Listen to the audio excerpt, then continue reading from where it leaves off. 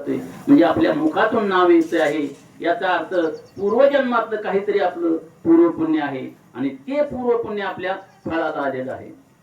आणि म्हणून निळोबाराय याच्याही पुढे सांगतात की काही लोक बाबा सांगतात की आता काय आपलं वय झालं, आता कसला आपल्याला देवदेव होते, परंतु काही हरकत नाही. निळा म्हणे तुम्ही आता तरी जागा, रामकृष्ण म्हणा वेळोवेळा. निदान राहिलेल्या आयुष्यामध्ये तरी भगवंताचं नामस्मरण करून आपल्या जीवनाचा उद्धार करून घ्यायचा आहे. आणि आपल्या जीवनाचा उद्धार होतच आहे, आपल्याला सांगावं लागत नाही. कारण आपण भगवंताचं नामस्मरण करत करत पंढरपूरला निघालेलो आहोत. भगवान परमात्मा विश्वाचा निर्माता आहे, तुम्हा आमचा मायबाप आहे. त्या भगवंताला भेटण्यासाठी आपल्याला जायचं आहे. जसं दिवाळीच्या सणाला नांदायला गेलेली मुलगी म्हणत असते की मी आज दिवाळीला येईल, आणि आई वडील आतुरतेने तिची वाट पाहत असतात, त्या पद्धतीने भगवान परमात्मा वारकऱ्यांची वाट पाहत असतो. म्हणून हा जो उत्सव आहे, आषाढी एकादशी आहे, या आषाढी एकादशीला आपण जात आहोत. पण मग ही आषाढी एकादशी काय आहे? आपण दरवर्षी आषाढी एकादशीला जातोच की, पण आषाढी एकादशीचं महत्व काय आहे? का आषाढी एकादशी साजरी करायची? भगवंताचा उत्सव त्याच तिथीला का साजरा केला जातो? तर भगवान श्रीकृष्णानं धर्मरक्षणासाठी अवतार घेतला. यदा यदा ही धर्मस्य ग्लानिर्भवति भारत अभ्युत्थानम अधर्मस्य तदात्मानं सृजाम्यहम्. ज्यावेळी धर्माला ग्लानी येते, लोक अधर्माला धर्म म्हणतात, खोटं सोडून खरं सोडून खोट्याच्या मागे धावतात, त्यावेळेस धर्म मलिन झाला समजायचा आणि त्यावेळेस भगवंत अवतार घेतो. भगवंताचं दुसरंही कारण आहे, परित्राणाय साधूनाम विनाशायच दुष्कृताम धर्म संस्थापनार्थाय संभवामी युगे युगे. जे समाजामध्ये पवित्र असे साधू भगवंताचं काम करत असतात आणि त्यांना समाजाकडून जो समाज कंटकाकडून विरोध होतो, त्यांचं नाश करण्यासाठी आणि संतांचं रक्षण करण्यासाठी भगवंत अवतार घेतो. आणि अशा या भगवान परमात्मानं दुर्योधनाचा नाश केला, कौरवांचा नाश केला, पांडवांना हाताशी धरलं आणि पांडवांना राज्यावर बसवल्यानंतर आता आषाढी एकादशी का साजरी करतात ते तुम्हाला सांगतोय.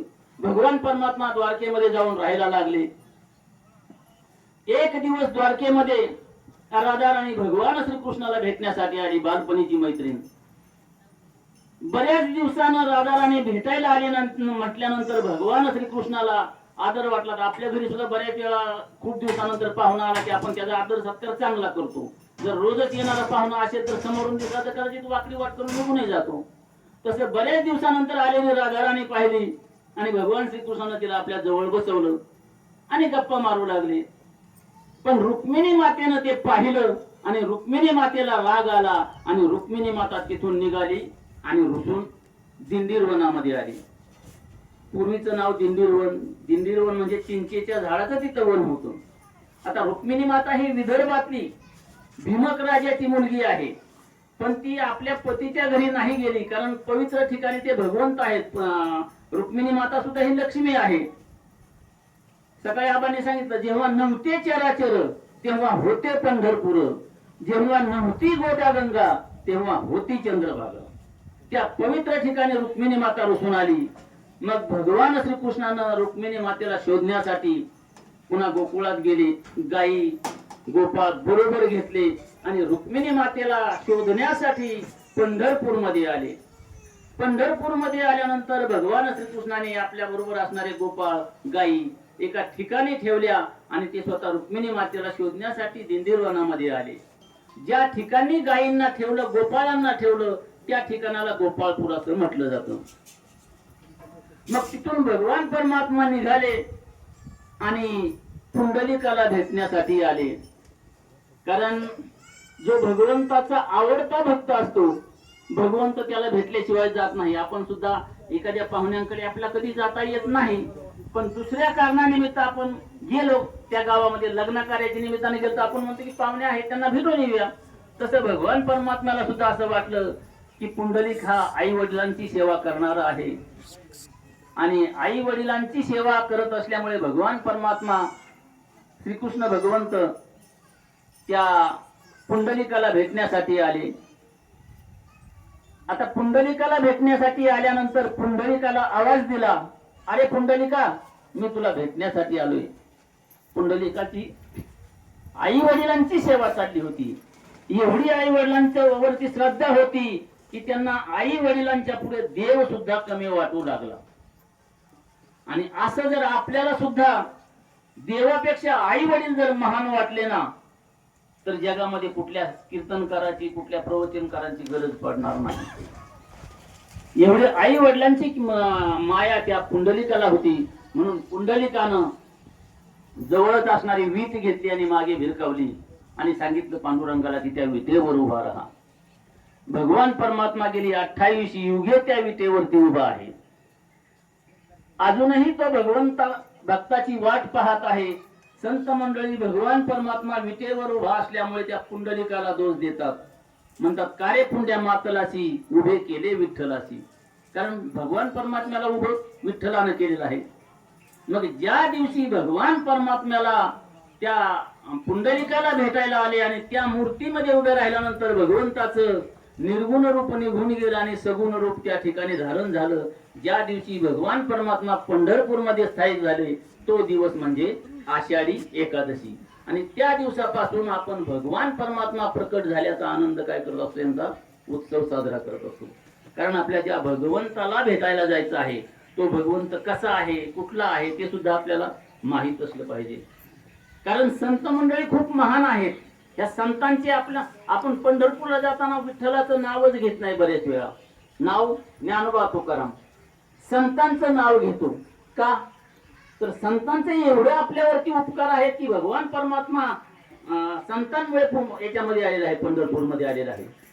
कारण संतांनी अवतार सुद्धा एवढे करतच घेतलेला आहे. जसं भगवंताच्या अवताराची 2 कारणं आहेत, साधूंचं रक्षण आणि दुर्जनांचा नाश. तसं संतांची ही अवताराची 2 कारणं आहेत. अवतार तुम्हा धराया कारण उद्धराया जन जड जीव. जडाचा उद्धार, जनाचा उद्धार, जीवाचा उद्धार करण्यासाठी. आता जास्त सांगायचं नाही म्हटलं तरी जनाचा आणि जडाचा जीवाचा उद्धार जर म्हटलं तर माऊलींनी रेड्याच्या मुखातून वेद बोलून जीवाचा उद्धार केलेला आहे. चांगदेव महाराजांना आडवं जाताना म्हणजे पाहुण्यांकडे, आपल्याकडे पूर्वीची पद्धत होती, पाहुणे आले की त्यांना थोडं 4 पावलं त्यांच्याकडे जायचं, हा पाहुण्यांचा आदर होता. तसं चांगदेव महाराज माऊली ज्ञानेश्वरांना भेटायला येत होते, तर त्यांचा आदर म्हणून माऊली जाताना भिंतीवर बसलेली भावंड म्हणले चल भिंतीबाई, आणि भिंतच चालू लागली. म्हणजे माऊलींनी भिंत चालवून जडाचा उद्धार केला. जे काही जड आहेत, चेतन आहेत, दगडासारखे आहेत, त्यांचा उद्धार केला. मग या वारीतून दिंडीतून आपल्यासारख्या दगडासारख्या असणाऱ्या माणसाचाच उद्धार होतोय ना. जे लोक अगदी नको ते बोलतात ते पंढरपूरला आल्यानंतर वारीमध्ये त्याला नावानं हाका मारले जात नाही, माऊली म्हटलं जातं. म्हणजे संतांच्या विचारांमध्ये आल्यानंतर माणसाला माऊली ही पदवी मिळते. माऊली एवढे सोपे नाहीत, माऊली किती महान आहेत, परंतु त्यांची पदवी आपल्याला मिळणं ते सोपं नाही. म्हणून आपण भाग्यवान आहोत, भगवंताला भेटण्यासाठी जात आहोत. तर आपल्या या भगवंताचे 2 उत्सव साजरे केले जातात. दुसरा ही आषाढी एकादशी आणि दुसरी कार्तिकी एकादशी. आता कार्तिकी एकादशीला सुद्धा भगवान परमात्मा त्या दिवशी का त्यांचा उत्सव साजरा केला जातो, तर मी आता सांगितले की संतांचे एवढे आपल्यावरती उपकार आहेत. आपण सुरुवातीला माऊलींना नमस्कार करतो, तुकाराम महाराजांना नमस्कार करतो, तसा एकनाथ महाराजांना सुद्धा नमस्कार करतो. का तर एकनाथ महाराजांच्या पूर्वजांचे आपल्यावरती एवढे उपकार आहेत की एकनाथ महाराजांचे पूर्वज भानुदास महाराज, भानुदास महाराजांचे पुत्र चक्रपाणी, चक्रपाणीचे पुत्र सूर्यपाणी आणि सूर्यपाणीचा मुलगा एकनाथ महाराज. पण या भानुदास महाराजांचे आपल्यावरती का उपकार आहेत, तर आपण पंढरपूरला जा गेलो असतो आणि पंढरपूरमध्ये पांडुरंगच नसतं तर आपण वारकऱ्यांनी काय केलं असतं. कारण विजयनगरचा राजा कृष्णदेवराय महान राजा होता, धार्मिक होता. आपण वारी जशी भगवंताची भक्ती करतो तसा तो भक्ती करायचा. सगळीकडे पृथ्वीवरती फिरत गेला. पण पंढरपूरमध्ये आल्यानंतर आता कार्तिकी वारी का साजरी करतो आपण पाहू. त्याला भगवान परमात्मा पांडुरंगाचं रूप एवढं सुंदर वाटलं, एवढं सुंदर वाटलं की त्या कर्नाटक मधल्या कृष्णदेवरायाला असं वाटलं की हा पांडुरंग आपण घेऊन जायचा. पण ताकदीने नाही बरं का, प्रेमानं. भगवान परमात्म्याची भक्ती केली, भगवंताला प्रसन्न केले आणि सांगितलं भगवंता मला तुला माझ्या बरोबर यावं लागेल कर्नाटकमध्ये.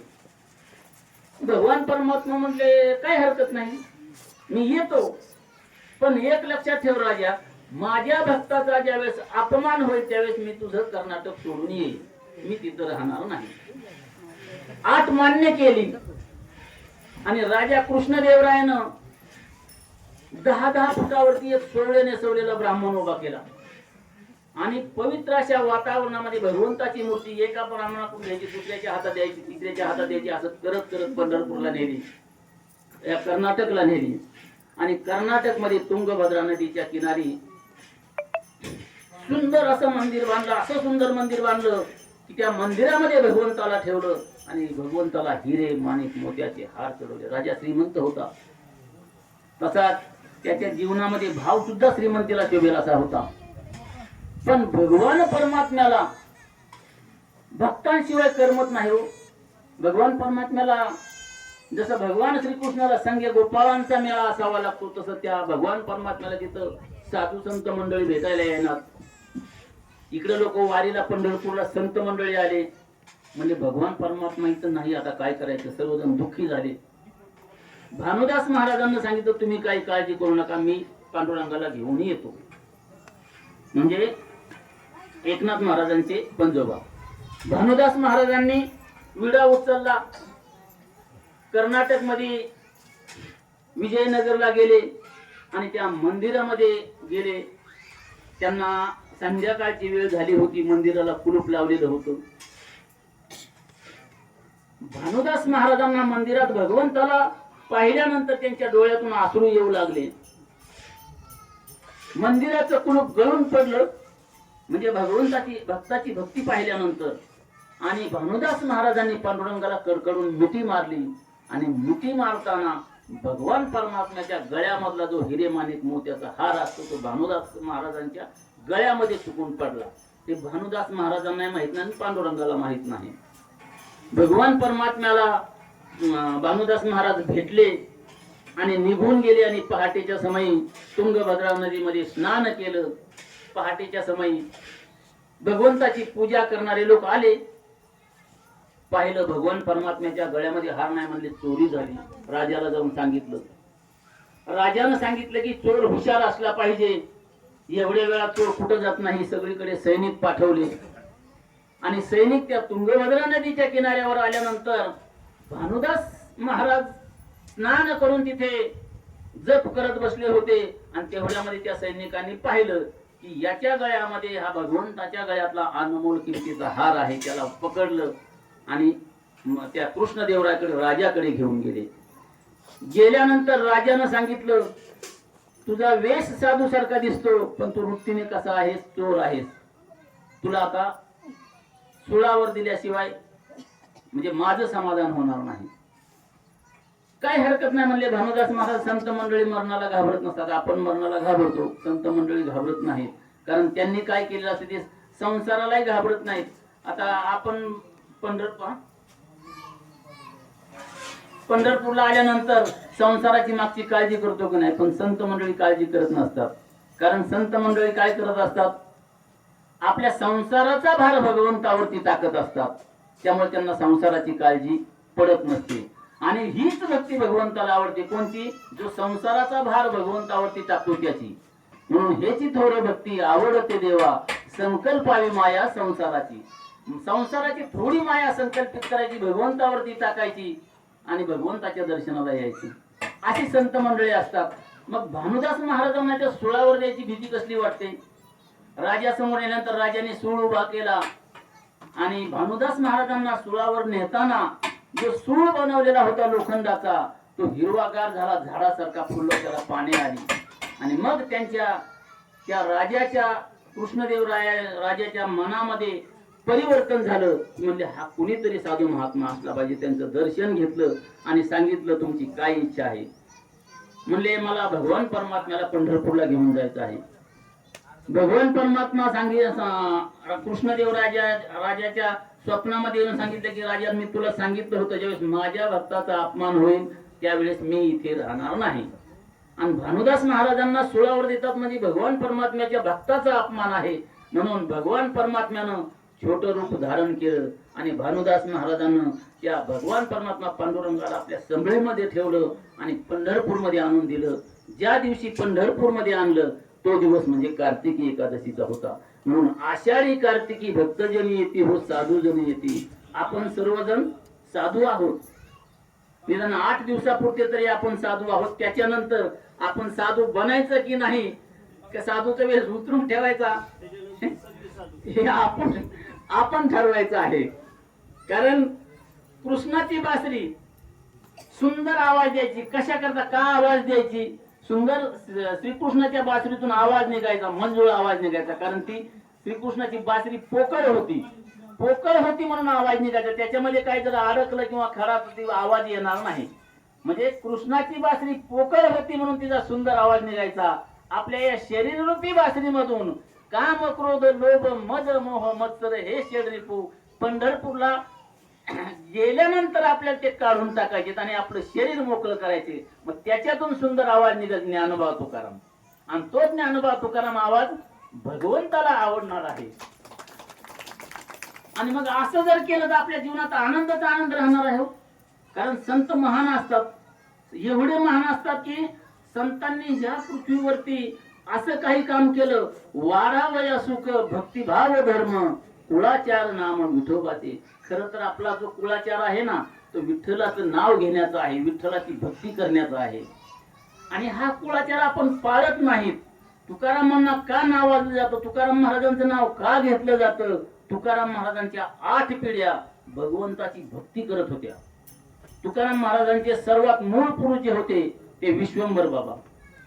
विश्वंभरचा हरी, हरीचा विठ्ठल, विठ्ठलचा पदाजी, पदाजीचा शंकर, शंकरचा कान्होबा, कान्होबाचा बोलोबा आणि बोलोबाचे तुकाराम महाराज. या संत मंडळींनी ही भगवंताची वारी चालू केली. भगवंताचे विचार समाजापर्यंत पोहोचवले.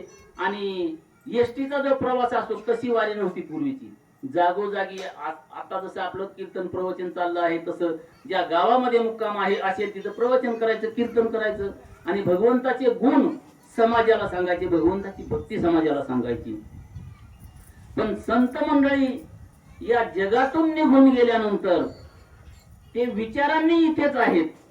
आपण विचारांनी राहतो का नाही सांगता येत नाही. आपला 10वा झाल्यानंतर 3 दिवसानंतर 13व्याला आठवण होते. 13व्या नंतर आपली कोणालाही आठवण होत नाही. कोणा वर्ष श्राद्धालाच आठवण होते. ती बी कोणीतरी म्हणतं अहो तुमच्या वडिलांचं वर्ष श्राद्ध जवळ असेल, हा राव आता आहे पुढच्या महिन्यात. म्हणजे एवढे आपण विसरतो. पण संत मंडळी गेली 1000 वर्ष झाली तरी त्यांचे विचार आपण विसरत नाही. आणि म्हणून तुकाराम महाराजांचे पुत्र नारायण महाराज यांनी 1685 साली माऊलींच्या पादुका आणि तुकाराम महाराजांच्या पादुका पुण्यावरून पंढरपूरला नेण्याची पद्धत सुरू केली. आणि म्हणून संत महान आहेत. कारण संतांच्या मुळे भगवंत आहे. भगवंतामुळं संतांचं अस्तित्व आहे, संतांमुळे भगवंताचं अस्तित्व आहे.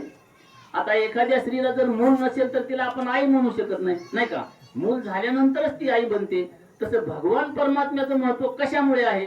भक्त आहेत, तुम्ही आम्ही आहेत म्हणून महत्व आहे ना. एवढी लाखो लोक जात आहेत, भगवंताचं महत्व भक्तांमुळे आहे. आणि भगवंत भक्ताच्या अधीन असतो. भगवंत नाही पसंत पडलं त्याला एखादं संतांचं कार्य तरी भगवंत भक्ताच्या विरुद्ध जात नाही. कारण अंबृष ऋषी जे होते भगवंत भक्ताच्या अधीन कसं असतो तुम्हाला सांगतो. अंबरीश ऋषी एकादशी धरली होती. आता आपल्याकडे एकादशी जरी आपण धरतो तर एकादशीला जेवढं महत्व आहे त्यापेक्षा याला दुसऱ्या दिवशी बारशीला महत्व आहे. तुम्ही जर बारस वेळेच्या अगोदर सोडी नंतर सोडी तर तुमची एकादशीचं पुण्य नाहीसं होतं, म्हणजे टाइम संपून गेल्यानंतर. म्हणून एकादशीला जी किंमत आहे ती बारशीमुळे आहे. अंबरीश ऋषी त्यांच्या अशी एकादशी असायची की भगवंताला त्या दिवशी ते मनानं, तनानं आणि शरीरानं भगवंताजवळ असायचे. मी म्हणतो आपण प्रापंचिक माणसं आहोत, आपल्याला संसारामधून भगवंतापर्यंत शरीरानं नाही जाता येत, पण मनानं असू शकतो ना. बसता उठता खाता पिता ज्ञानोबा तुकाराम रामकृष्ण हरी म्हणू शकतो. तसं हे जे अंबरीश ऋषी होते ते अंबरीश ऋषींनी एकादशी धरली आणि दुसऱ्या दिवशी बार्शीचं पारणं फेडायचं. टाइम राहिला होता 10 मिनिटं बारस संपायला, आणि त्या 10 मिनिटाच्या आत यांना बारस सोडायची होती. पण तेवढ्यामध्ये दुर्वासा ऋषी आले त्यांच्या घरी आणि म्हणले, मला भक्तासहित जेवण पाहिजे. म्हणले काय हरकत नाही. दुर्वासा ऋषी त्या अंबरीश ऋषीला म्हणले की मी नदीवरून स्नान करून येतो, तोपर्यंत तुम्ही तयारी करून ठेवा. आता दुर्वासा ऋषी आपल्या भक्तांसहित गंगेवरती स्नानाला गेले.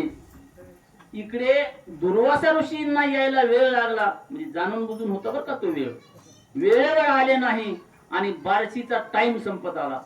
म्हणून त्या ऋषींनी काय केलं, अंबरीश ऋषींनी ब्राह्मणाला विचारलं की देवा टाइम संपत आलेला आहे, आता मला जेवण तर घेता येत नाही, मी पाणी घेऊन एकादशी सोडू का.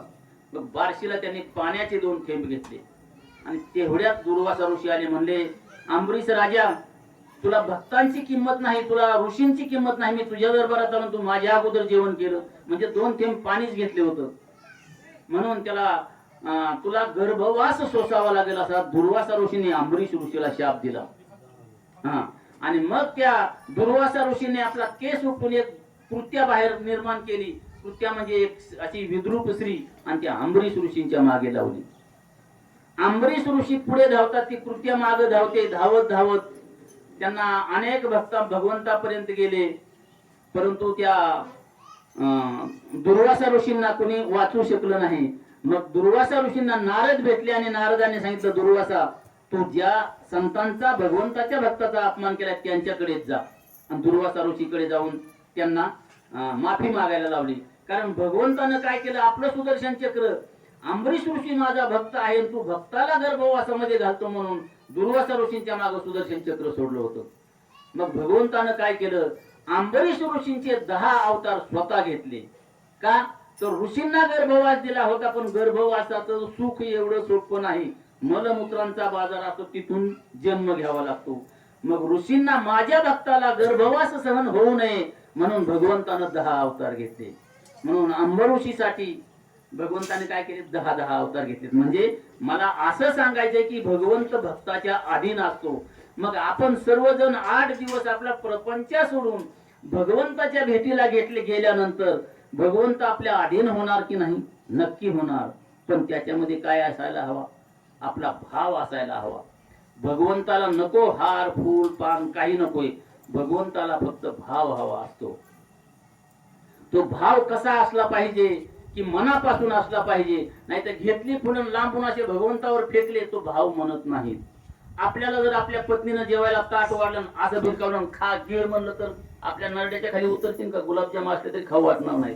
पण ते जर प्रेमानं दिलं की तुम्ही दिवसभर आमच्यासाठी किती झटता, किती त्रास घेता, तुम्ही जेवल्याशिवाय आम्ही कसं जेवणार, असं म्हटल्यानंतर त्या जेवणाऱ्याला किती आनंद वाटेल. तसंच भगवंताला सुद्धा 500 रुपयाचा हार घेतला तरी श्रद्धा नसेल तर तो आवडत नाही. भगवंताला 5 रुपयाचं पानफुल आवडतं, कारण भगवंताला काय हवा असतो, त्याच्यातून भाव हवा असतो. असा भाव आपल्या जीवनामध्ये निर्माण झाला पाहिजे. आणि मग आपण जर पंढरपूरला जायचे, आता आपल्याला पंढरपूरला पांडुरंगाला भेटायचे, पण पंढरपूरला पांडुरंगाला का भेटायचे सांगायची गरज नाही, कारण सकाळी आबांनी सांगितलेले की पंढरपूरला भेटायचं म्हणजे ते काय आहे, वैकुंठ आहे. आणि त्या वैकुंठनाथाला आपल्या भेटायचं आहे. कारण संतांचे आपल्यावरती एवढे उपकार आहेत की संतांनी या भूमीमध्ये असं काही सुख वाढवलं आहे, असं काही सुख निर्माण केलेलं आहे. तुम्हा आम्हामध्ये भक्ती निर्माण करून बघ का संतांनी. संत काय करतात, तुम्हा आम्हाला समजावण्यासाठी येतात. जगाच्या कल्याणात संतांच्या विभूती, देह कष्टविती परोपकारे. मला सांगा, तुम्ही देवाच्या मंदिरात गेल्यानंतर पायाला पडताना देव बाप्पा शेजाऱ्याला सुखी ठेव म्हणता काय? देवा मला सुखी ठेव म्हणता, देवा मला सुखी ठेव. पण संत मंडळी तशी नाही हो. संत मंडळी जगाच्या कल्याणाला आलेले असतात. ज्ञानेश्वर माऊलींनी पसरण कोणासाठी मागितले? आता विश्वात्मके देवे, म्हणजे जगासाठी त्यांनी मागितलेलं आहे. माऊली काय सांगतात, जे खळांची व्यंकटे सांडो. खळ म्हणजे वाईट. आपण म्हणतोय आपल्या जर काय झालं आपण म्हणतो म्हणजे त्याला वाईट चिंततो. परंतु माऊलींनी एवढी ज्ञानेश्वरीमध्ये 9036 ओवी असताना एका बी ओवीमध्ये असा कोणी मरावा आणि कोणाचं वाटोळं लिहिलंय का? माऊली सांगतात की जे वाईट आहेत ना त्यांच्यातला वाईटपणा मारावा, आणि जो जे वांचील तो त्याला हो प्राणी जात. हे भगवंता, या जगामध्ये काही गरीब आहेत, काही अनाथ आहेत, त्यांची इच्छा केलेली असली तरी त्यांना ती संसारामुळे पुरी होऊ शकत नाही. समजा आता आपल्याला वाटेल की मला विमानानं दिल्लीत जायचे, पण आपल्या एसटीचेच पैसे कमी, तर आपण विमानाने कसं काय प्रवास करायचे, म्हणजे इच्छा तर राहिली का नाही.